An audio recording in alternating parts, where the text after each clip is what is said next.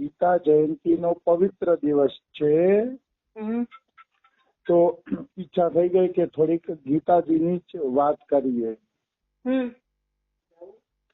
ગીતાજીની આપણે વાત કરીએ તો એક શ્લોક આવે છે, ગીતા શાસ્ત્રમ ઇદમ પુણ્યમ યહ પઠેત પ્રયતઃ પુમાન વિષ્ણોઃ પદમ અવાપ્નોતિ ભય શોકાદિ વર્જિતઃ.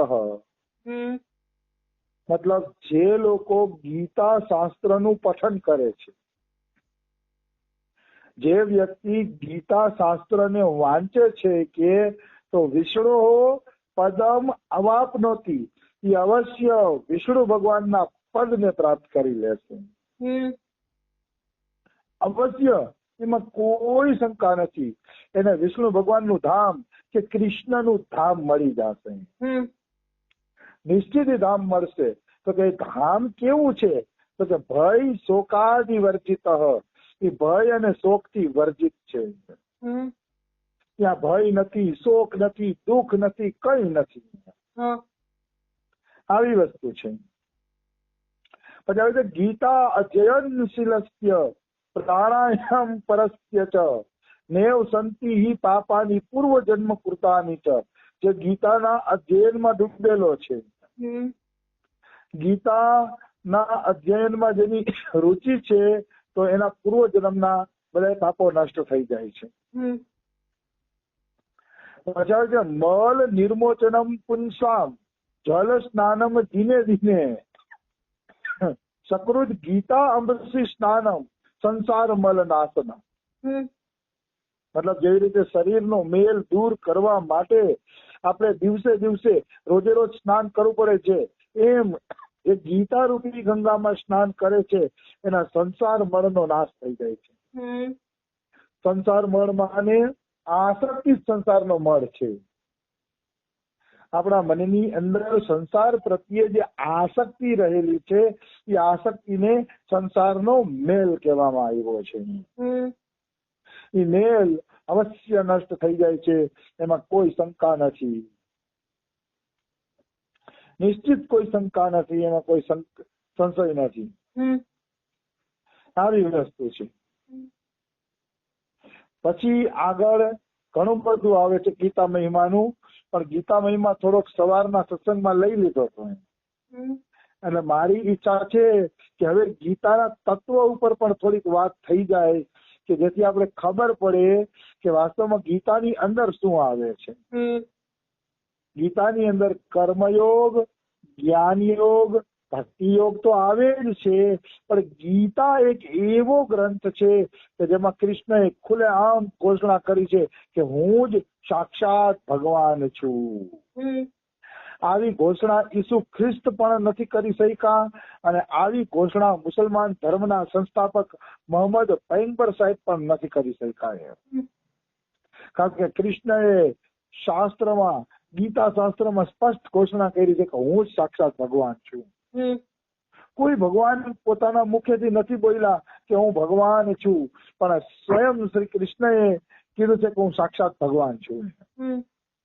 હું જયારે બહુ નાનો હતો ને, બહુ જ નાનો હતો, લગભગ 7મું 8મું ભણતો હોય, ત્યારે મારા પપ્પાએ મને ગીતા વાંચવાનું કીધું હતું કે તું ગીતા વાંચ છે. મારા પપ્પાએ જયારે મને ગીતા વાંચવાનું કીધું તો મને યાદ છે. તો મેં ગીતા વાંચ્યું ને, તો આમાં ભગવાન કહેતા હતા ને ઠેક ઠેકાણે કે હું જ ભગવાન છું, ને વૃક્ષોમાં પીપળો હું છું, ને આ ને તેને. મેં મારા પપ્પાને પૂછ્યું કે ભગવાન તો હું પણ કરે છે. ત્યારે મારા પપ્પાએ મને સમજાવ્યા હતા કે ભગવાન હું પણ નથી કરતા, ભગવાન સત્ય બોલે છે. દાખલા તરીકે કોઈ માણસ બીમાર પડ્યો હોય તો કોઈ અજાણ્યો વ્યક્તિ આવીને એમ કે હું ડોક્ટર છું, મને ઈલાજ કરવા દો, તો એ ડોક્ટર બોલવું એ સાર્થક છે. કારણ કે ડોક્ટર બોલશે, બીજા વિશ્વાસ કરશે અને ઈલાજ કરશે તો ઓલો વ્યક્તિ બચી જશે. એવી જગ્યાએ હું ડોક્ટર છું એમ કહેવાથી કોઈ પાપ નથી લાગતું. માનો રેલગાડીમાં કે બસમાં કોઈ લૂંટફાટ કરતું હોય અને કોઈ સાદા વેશમાં આવીને એમ કે હું પોલીસ વાળો છું, કોઈ ચિંતા ન કરતા, હું આને બધાને જોઈ લઈશ, તો જ્યાં હું પોલીસ વાળો કહેવું એ સારું છે. કારણ કે એમ કહેવાથી ઓના ભય નીકળી જશે. એવી રીતે ભગવાન શ્રી કૃષ્ણ સાક્ષાત ભગવાન છે જ, એટલે જીવોના કલ્યાણ માટે કહે છે કે હું સાક્ષાત ભગવાન છું, તમે મને ભગવાન માની લ્યો. તો ભગવાન જે કહે છે એ સાચું કહે છે એવું ભગવાનને કહેવું જ જોઈએ, કારણ કે ભગવાન ન બોલે તો કોણ બોલે? આવી વસ્તુ છે. ગીતાજીમાં ભગવાને એક જગ્યાએ ઘોષણા કરી છે, મતઃ પરતરમ નાન્ય કિંચિદસ્તિ ધનંજય મયી સર્વમિદમ પ્રોતમ સૂત્રે મણિગણા એવ. મતઃ પરતરમ એટલે મારાથી પરે બીજું કાંઈ નથી. ના અન્યત કિંચિદસ્તિ, ના અન્યત એટલે ન અન્ય, મારાથી પરે ન અન્ય કોઈ મોટું છે જ નહીં. કિંચિત દસ્તિ ધનંજય મયી સર્વમિદમ પ્રોતમ સૂત્રે મણિગણા એવ. જેમ મળીઓની માળાના મણકા પોરવેલા હોય પણ એ મણકાની અંદર દોરો એક જ છે, એવી રીતે આખા જગતમાં ભગવાન કે હું વ્યાપેલો છું. નિશ્ચિત હું વ્યાપેલો છું. પણ વાસ્તવમાં જોઈએ તો ભગવાન એમ કે છે કે મણીઓની માળા હોય ને, મણીઓની માળામાં તો મણી ને દોરો અલગ હોય. આ તો એવી માળા છે કે દોરામાં જ ગાંઠ વાળીને 108 પારાની માળા બનાવી, એટલે ગાંઠે દોરાની, મણી દોરાની અને દોરાની માળા બધું એમાં દોરો જ છે. એવી રીતે તત્વથી કેવલ એક ભગવાન જ છે, બીજું કાંઈ નથી આ સંસારની અંદર. એ ઘોષણા ભગવાને ગીતાજીની અંદર કરી. એ ઘોષણા કે મારા સિવાય કઈ નથી. આવી ઘોષણા કોણ કરી શકે? આવી ઘોષણા એ વ્યક્તિ કરી શકે કે જેને ખરેખર કરુણા ઉમટી આવી હોય કે જલ્દી જીવ બધા મારા શરણે આવી જાય, એટલે જ આવી ઘોષણા કરી દે છે ભગવાન. એવી વસ્તુ છે, એમાં કોઈ એટલે કોઈ શંકા નથી. પછી કૃષ્ણ ભગવાને એક જગ્યાએ ગીતામાં તત્વની વાત કરી, બ્રહ્મણીય આધાય કર્માણી સંગમ ત્યક્ત્વા કરોતિ યહ લિપ્યતે ન સ પાપેન પદ્મ પત્ર ઇવાંબસા. બ્રહ્મણીય આધાય કર્માણી કે બધા કર્મ બ્રહ્મને અર્પણ યાદ કરીને કરો, બ્રહ્મને અર્પણ કરો. બ્રહ્મ એટલે કોણ? તો કે ભગવાન શ્રી કૃષ્ણ. બ્રહ્મણીય આધાય કર્માણી એટલે તમે જેને ભગવાન માનતા હોય તમારા બધા કર્મ એને સોંપી દો. મતલબ કર્મ ભગવાન માટે કરો, કર્મ તમારા માટે ન કરો. કર્મ જયારે ભગવાન માટે થાય ત્યારે જ એને ભજન ગણવામાં આવે છે, અને કર્મ જયારે પોતાના માટે થાય એને સ્વાર્થ ગણવામાં આવે છે. એટલે પ્રત્યેક કર્મ પ્રભુને અર્પણ કરવા જોઈએ. અર્પણ તો કરવા જોઈએ, પ્રત્યેક કર્મ પ્રભુની સ્મૃતિ સાથે કરવું જોઈએ. પ્રભુની સ્મૃતિ. દાખલા તરીકે કોઈ પતિ પત્ની માટે દુકાનમાં હાડી લેતો હોય તો એ પત્નીનું જ કર્મ કરે છે, હાડી પત્ની માટે જ લે છે. પણ હાડી લેતા લેતા એને પત્નીનું ચિંતન થતું હશે કે મારી પત્નીને આ કલર સારો લાગશે કે આ કલર સારો લાગશે કે આ કલર સારો લાગશે. એવી રીતે ઈશ્વરમાં તમારો પ્રેમ હશે ને તો પ્રત્યેક કર્મ દ્વારા તમને ઈશ્વરનું ચિંતન થશે કે મારા પ્રભુને આ કર્મ ગમશે તો ખરા ને, આ હું જે કર્મ કરું છું એનાથી મારો પ્રભુ પ્રસન્ન થશે કે નહીં. આવી સતત એને એક ભાવના રહેતી હોય છે હૃદયની અંદર, અને રહેવી જોઈએ. એમાં કોઈ એટલે કોઈ શંકા નથી. આવી વસ્તુ છે. એટલે પ્રત્યેક કર્મ કરતા કરતા જો પ્રભુની સ્મૃતિ રહે, પ્રભુનું ચિંતન રહે તો એ અતિ ઉત્તમ વાત છે. હું તો એને અતિશય ઉત્તમ વાત કરી. તો કોઈ એમ છે કે ભગવાન આપની ઘોષણા કરે છે, આમ કરે છે, આ તો બધું ઠીક છે, ચાલો હોય છે, પણ માનો ભગવાન દેખાતા કેમ નથી? તો અથવા તો બધા લોકો જીવો ભગવાનની શરણમાં કેમ નથી જાતા? તો એનો જવાબ ભગવાને ગીતાજીમાં આપ્યો છે, નમામ દુષ્કૃતિનો મૂઢાહ પ્રપદ્યન્તે નરાધમાહ માયયા અપ્યત જ્ઞાના આસુરમ ભાવમ આશ્રિતા.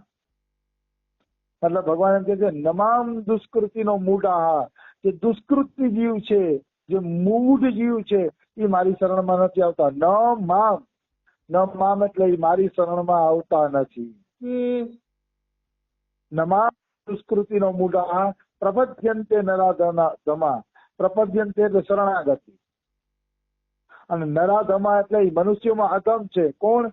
જે ભગવાનની શરણમાં નથી જાતું અને આસુરી પ્રવૃત્તિ કરે છે, આસુરી લક્ષણોને ધારણ કરે છે, એ વ્યક્તિ વાસ્તવમાં નરાધમ છે. એને નરાધમ કહેવામાં આવે છે કે જે ભગવાનની શરણમાં જાતા નથી.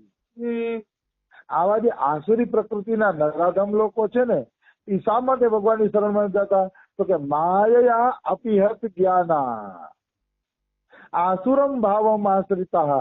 માયા અપિહત જ્ઞાના એટલે માયાએ એના જ્ઞાનને હરણ કરી લીધું છે.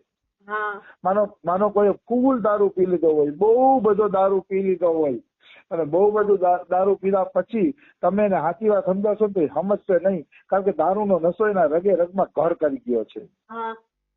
એવી રીતે માયા દ્વારા જેનું મન હરણ થયું છે, માયા જેને ખેંચી ગઈ છે, એવા વ્યક્તિ ક્યારેય ભગવાનની શરણમાં જાતા નથી, કે નથી એને કોઈ સાચું જ્ઞાન થતું, જ્ઞાન નથી થતું, અને ઈશ્વરની શરણમાં પણ જાતા નથી. આવી વસ્તુ છે. પછી ગીતાજીમાં એક તત્વની વાત એવી છે કે કોઈ વ્યક્તિનું ભજન અધૂરું રહી જાય તો શું એની દુર્ગતિ થાય છે? તો 6થા અધ્યાયની અંદર ભગવાન શ્રી કૃષ્ણએ શ્લોક નંબર 40 થી છેલ્લે સુધી આનું વિવરણ કર્યું છે કે જે વ્યક્તિનું ભજન અધૂરું રહી જશે અને પતન થઈ જશે, એ વ્યક્તિને પણ ચિંતા કરવાની જરૂર નથી. એ ધીરે ધીરે પોતાના ભજન બળથી ભવસાગર પાર થઈ જશે, નિશ્ચિત, એમાં કોઈ શંકા નથી. નિશ્ચિત પાર થઈ જશે, કોઈ સંશય જ નથી. આવી વસ્તુ છે. એટલે ઈશ્વર જીવને જરૂર પાર કરે છે, એમાં કોઈ શંકા નથી. ઈશ્વર કૃપાળુ છે, એમાં કોઈ શંકા છે જ નહીં. અને ભગવાને કીધું છે કે પાર નહીં નીકળે તો પણ એ પાછો યોગીઓના કુળમાં જન્મ લેશે અને પ્રભુનું ભજન કરશે. તમારે કોઈ પણ પ્રકારની ચિંતા કરવાની જરૂર નથી. આવી વસ્તુ છે. ભગવાન આટલી જવાબદારી લીધી હોય તો શેની ચિંતા કરવી? ચિંતા મૂર્ખ મનુષ્ય કરે. અરે ઈશ્વર કરુણાનો સાગર છે, એની આવી કરુણા છે તો પછી શું ચિંતા કરવાની હોય? કેવલ એની શરણમાં જવાની જરૂર છે. કોઈ સરસ મજાનો મંડપ બનાવ્યો હોય 4 પાયા ખોડીને, અથવા તો કોઈ ઘટાદાર વૃક્ષ વાવેલું હોય, તો આપણે છાયા માટે ફાંફા નથી મારવાના કે વૃક્ષને પાણી પાઈને ઉગાડવાનું નથી. આપણે તો કેવળ જેને વૃક્ષ વાવેલું છે એની શરણમાં વયું જવાનું છે.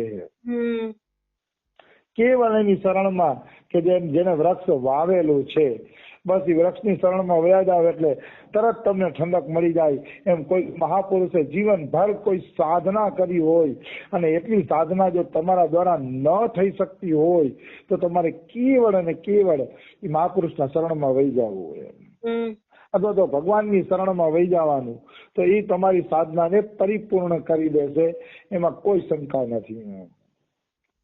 ભગવાનનો ભક્ત બધાની સાધનાને પરિપૂર્ણ કરવાની તાકાત રાખે છે.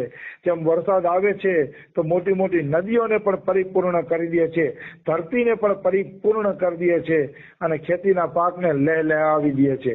એક વરસાદનું વાદળ એમ, તો એ વરસાદના વાદળમાં જો આટલી બધી શક્તિ હોય, આટલી બધી તાકાત હોય, તો પછી જો મનુષ્ય ધારે અને પ્રભુનું ભજન કરે તો એમાં કઈક વાત જ આખી અલગ અલગ છે. એ વાત જ અલગ છે જો પ્રભુનું ભજન કોઈ ભાવ સાથે કરે તો. મનુષ્ય ખાલી ભાવ સાથે ભજન કરવાનું છે ને ઈશ્વરની શરણમાં વહી જવાનું છે, એનું કામ બની ગયું. એને પછી કોઈ પણ પ્રકારની ચિંતા, ટેન્શન આ તે કઈ રહેતું નથી. આવી વસ્તુ છે. એટલે ઈશ્વરનું ભજન કરીને જીવન સફળ કરવું જોઈએ, એ જ આપણી ગીતાજીનો મુખ્ય સિદ્ધાંત છે. તો સમય થઈ ગયો છે, બીજું આપણે કાલે લેશી, એ આપણે કાલે લઈ લેશી. રાધે રાધે, જય સિયારામ. જય સિયારામ.